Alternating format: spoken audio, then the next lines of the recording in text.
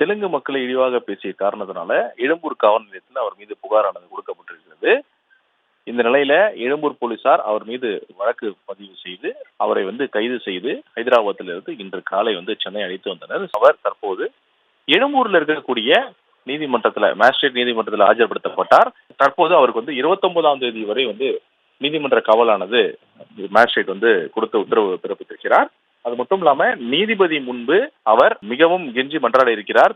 தான் ஒரு single mother, அது மட்டும் இல்லாம எனக்கு ஒரு ஸ்பெஷல் சைல்டு இருக்காங்க, அதை நான் தான் கவனித்துக் கொள்ள வேண்டும், வேற யாரும் கிடையாது. எனவே தனக்கு சொந்த ஜாமீனில் விடுவிக்க வேண்டும் அப்படின்னு சொல்லிட்டு நீதிபதி முன்பு அவர் மன்றாடி இருக்கிறார். ஆனால் அவருடைய கெஞ்சலுக்கும் கெஞ்சி மன்றாடியதற்கு எந்த ஒரு பதில் அளிக்காத நீதிபதி அவரை ரிமாண்ட் செய்ய உத்தரவு பிறப்பித்திருக்கிறார். நவம்பர் 29 வரை நீதிமன்ற காவலில் வைக்க வேண்டும் அப்படின்னு சொல்லிட்டு உத்தரவு பிறப்பித்திருக்கிறார்.